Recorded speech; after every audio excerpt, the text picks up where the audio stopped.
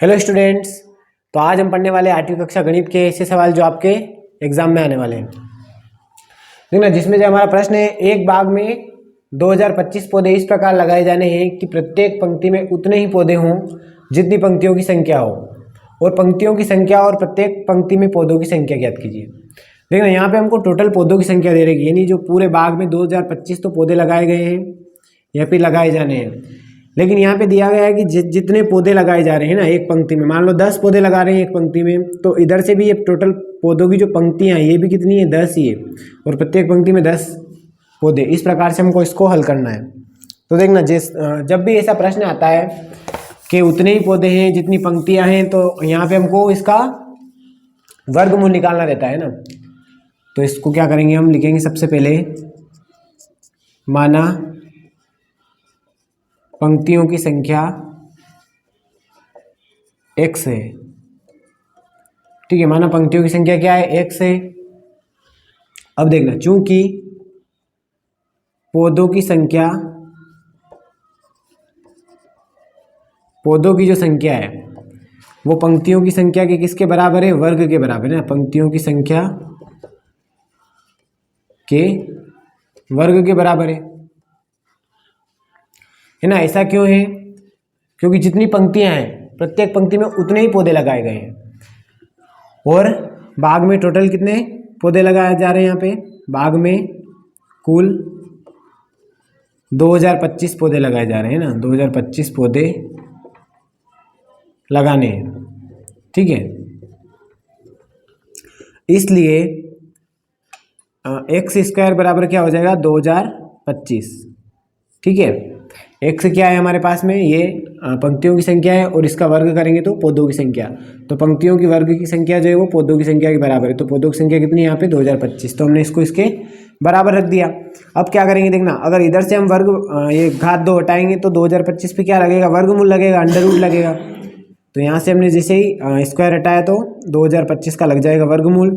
तो अब हम 2025 का क्या निकाल लेते हैं, वर्गमूल निकाल लेते हैं। देखना, तो 2025 का वर्गमूल निकालेंगे, क्या करेंगे, सबसे पहले हम देखेंगे यहाँ पे विषम संख्या है। तो विषम संख्या है तो हम छोटी संख्या यानी 3 से भाग लगाएंगे। इसमें 3 से लगाएंगे, ये जाएगा 6 बार, 3 6 18, बचेंगे यहाँ से 2, तो फिर कितने हो जाएंगे, 22। तो ये हो जाएगा 3 7 21, और बचेगा यहाँ से 1, तो 5 बार जाएगा, और ये हो जाएगा 3 5 15। फिर वापस हम लगाएंगे 3 से, तो ये जाएगा पहले 2 बार, 3 का पहाड़ा 2 बार बोलेंगे, आएंगे 6, फिर वापस 2 बार 6, और 1 बचेगा, तो 3 5 15, और वापस 1 बार। अब 5 से लगा देते हैं ना, 2 बार 3 हो गया, 5 से लगाएंगे, पीछे 5 है तो हम 5 से भी लगा सकते हैं। वैसे 5 का लगाएंगे तो 4 बार जाएगा, 5 चौक 20, और 2 बचेंगे तो 5 पंजे 25, फिर वापस से 5 से लगाएंगे तो हो जाएगा 9 बार, 5 9 45, 9 है तो फिर वापस हम 3 से लगा सकते हैं इसको, 3 3 9 और 3 कम 3, या फिर यहाँ पे भी हम 1 बार और 3 से लगा सकते थे। तो देखना, 2025 जो है इसमें क्या क्या है गुणनखंड वो लिखते हैं हम पहले। 3 गुणा 3, 5 गुणा 5, और 3 गुणा 3।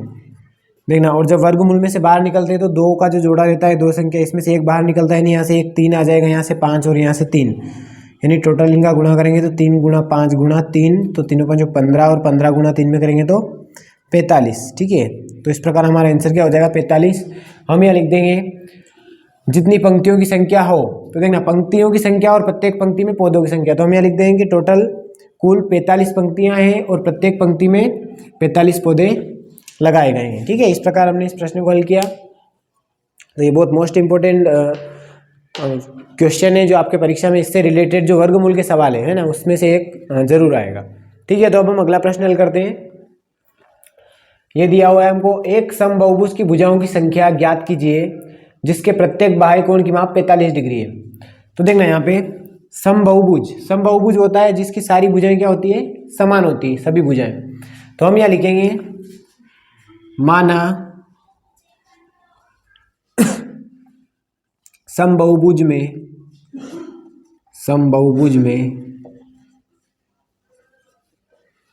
n भुजाएं हुई, n भुजाएं हैं।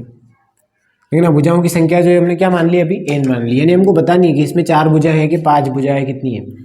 तो अभी हमने माना सम बहुभुज में n भुजाएं हैं। जब भी ऐसा प्रश्न आए हमको बाह्य कोण दिया हुआ रहे और सम बहुभुज दिया हुआ रहे, हमको क्या करना है, तब n भुजा और 45 डिग्री का जो कोण है बराबर हमको रखना है 360 के। देखना 360 का क्यों रख रहे हैं हम, क्योंकि जो बाह्य कोण का जो माप होता है वो होता है 360, और चूंकि यहाँ पे एक कोण दे रखा है तो इसका हम लगा देंगे इसमें भाग, तब n बराबर हो जाएगा 360/45। ठीक है, और जब इसको कैंसिल करेंगे तो हमारा आंसर आ जाएगा, यानी n आ जाएगा, भुजाओं की संख्या आ जाएगी। तो ये 5 से कैंसिल होगा, 5 से करते हैं, ये जाएगा 9 बार, और इसको करेंगे तो एक बार जाएगा 7 बार, बचेगा एक, तो वापस से 2 बार, 9 को कैंसिल करेंगे, 72, 9 8 72। इस प्रकार n का मान कितना आ जाएगा 8। तो हम लिख देंगे यहाँ पे सम बहुभुज में भुजाओं की संख्या कितनी होगी, 8 भुजाएं। ठीक है, अतः सम बहुभुज में 8 भुजाएं। ठीक है, तो इस प्रकार हम कौन सा ही प्रश्न हल कर सकते हैं इस टाइप का, जिसका बाह्य कोण दिया हुआ हो और सम बहुभुज है ना। ठीक है, तो अब हम अगला प्रश्न हल करते हैं। वह सबसे छोटी संख्या ज्ञात कीजिए जिससे 243 को गुणा करने पर पूर्ण घन प्राप्त हो जाए। देखना यहाँ देखेंगे हम 243 जो दिया है पूर्ण घन नहीं दिया है, तो इसमें क्या गुणा करना पड़ेगा हमको। तो इसके लिए सबसे पहले हमको 243 का निकालना पड़ेगा, गुणनखंड करना पड़ेगा, इसका अभाज्य गुणनखंड। तो हम 243 का अभाज्य गुणनखंड निकालते हैं सबसे पहले। तो देखना इसको 3 से भाग लगाएंगे, विषम संख्या है और 3 भी है इसमें, तो 3 से जाएगा 8 बार, 3 8 24, और फिर जाएगा एक बार, है ना, 3 एकम 3, वापस लगाएंगे 3 से, तो ये जाएगा 2 बार एक, तो और फिर जाएगा 7 बार, वापस लगाएंगे 3 से, 3 9 27, फिर लगाएंगे 3 से, तो ये जाएगा 3 बार, और वापस लगाएंगे 3 से, तो 3 एकम 3। यानी यहाँ पे घन था, क्या था, ये पूर्ण घन की बात हो रही है। जब भी घन की बात होती है या घनमूल की होती है तो हमको 3 3 का जोड़ा बनाना है। तो हम यहाँ देखेंगे एक समूह में तो 3 का जोड़ा बन रहा है, लेकिन एक और नहीं बन रहा है, यहाँ पे एक और 3 आना था, है ना, यहाँ 2 ही 3 आए। तो हम यहाँ लिखते हैं अभाज्य गुणनखंड, अभाज्य गुणनखंड द्वारा। देखना अभाज्य गुणनखंड किया हमने, तो इसमें हमको 243 के जो गुणनखंड मिले वो कितने मिले, 3 गुणा 3 गुणा 3, एक समूह तो ये हो गया पूरा 3 का, और इसके बाद में 2 ही आए, है ना, यानी एक यहाँ पे कम पड़ रहा है। तो हम लिखेंगे यहाँ पे अभाज्य गुणनखंड, अभाज्य गुणनखंड, अभाज्य गुणनखंड में 3 जो है ना, वो 3 के एक समूह में नहीं है। देखना यहाँ पे 3 का एक समूह जो बन रहा है, जोड़ा बन रहा है, वो नहीं बन रहा है, इसमें एक 3 कम आ रहा है, इसलिए, या फिर हम लिखते हैं अतः 243 पूर्ण घन नहीं है ना। ठीक है, इसमें एक और 3 की आवश्यकता है, एक और 3 की क्या है, आवश्यकता है, तब जाके पूरा समूह बन जाएगा, एक और 3 आ जाए। तो देखना क्या करेंगे हम, जो हमारे पास में 243 हैं इसमें हम 3 का कर देंगे गुणा, 243 में 3 का गुणा। तो 243 में 3 का गुणा करेंगे तो 3 तिया 9, वापस से 3 का 4 बार करेंगे, 3 चौके 12 के 2 हासिल का बचेगा 1, और 3 दूने 6, 6 और 1 7, यानी कितना है 729। और देखना चूंकि हमने यहाँ पे एक और 3 बढ़ाया है तो एक और 3 का भी समूह बन जाएगा, तो 729 क्या है, 729 एक पूर्ण घन संख्या है ना, क्या है, पूर्ण घन संख्या है। तो अब हम लिख देंगे, प्रश्न में पूछा गया था वह सबसे छोटी संख्या ज्ञात कीजिए जिससे 243 को गुणा करने पर पूर्ण घन प्राप्त हो। तो वह सबसे छोटी संख्या क्या थी, 3 है ना, अतः वह सबसे छोटी संख्या, तो वह सबसे छोटी संख्या 3 है जिसे 243 को गुणा करने पर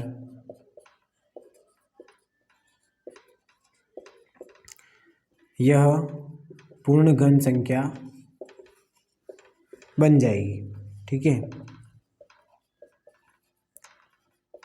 तो इस प्रकार हमने अभाज्य गुणनखंड वाले और पूर्ण घन संख्या वाले प्रश्न को हल किया। ठीक है, समझ में आया होगा आपको।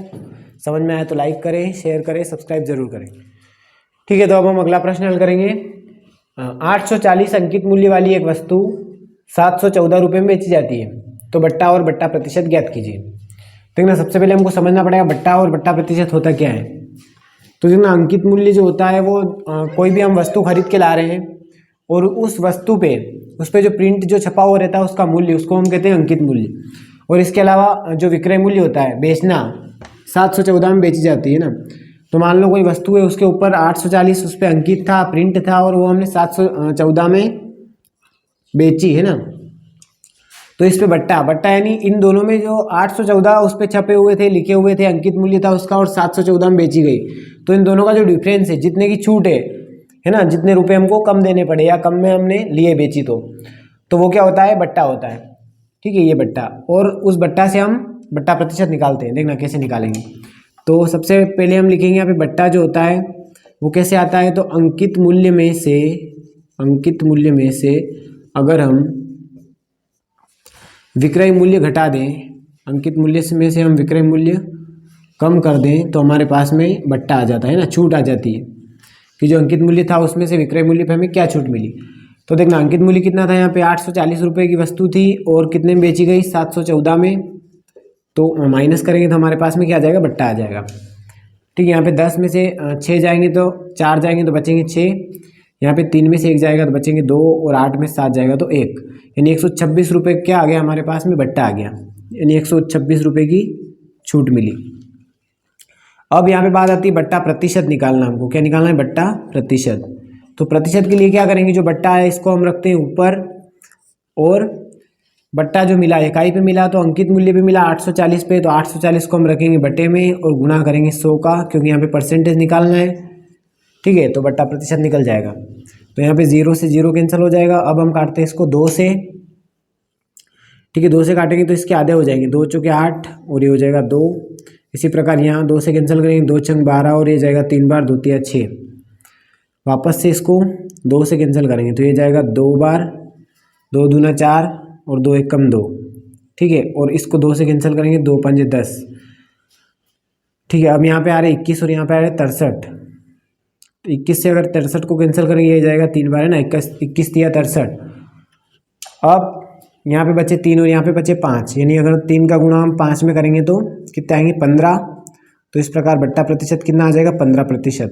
15% की छूट मिली, और अगर हम रुपए में देखें तो 126 रुपये की छूट मिली। ठीक है, तो ये था हमारा बट्टा और ये हमारा बट्टा प्रतिशत। इस प्रकार का सवाल आए तो हमको ऐसे हल करना है। ठीक है, समझ में आया होगा आपको। तो अब हम करेंगे अगला प्रश्न हल। 2400 रुपये पर 5% वार्षिक दर से 2 वर्ष का चक्रवृद्धि ब्याज ज्ञात कीजिए। देखना, चक्रवृद्धि ब्याज का एक सवाल जरूर आने वाला है हमारे इसमें। तो यहाँ देखेंगे हम, ये जो 2400 रुपये क्या है, मूलधन P बराबर कितना दिया हमको, 2400 रुपये, और ये जो 5% जो है दर को हम लिखते हैं यहाँ पे R बराबर है यहाँ पे 5%, और N बराबर होता है समय दिया है यहाँ पे 2 वर्ष। ठीक है, 2400 रुपये। अब हम यहाँ पे लगाएंगे चक्रवृद्धि ब्याज का सूत्र। तो चूंकि चक्रवृद्धि ब्याज का डायरेक्ट जो सूत्र होता है, वो चक्रवृद्धि ब्याज तो होता है CI बराबर A माइनस P है ना।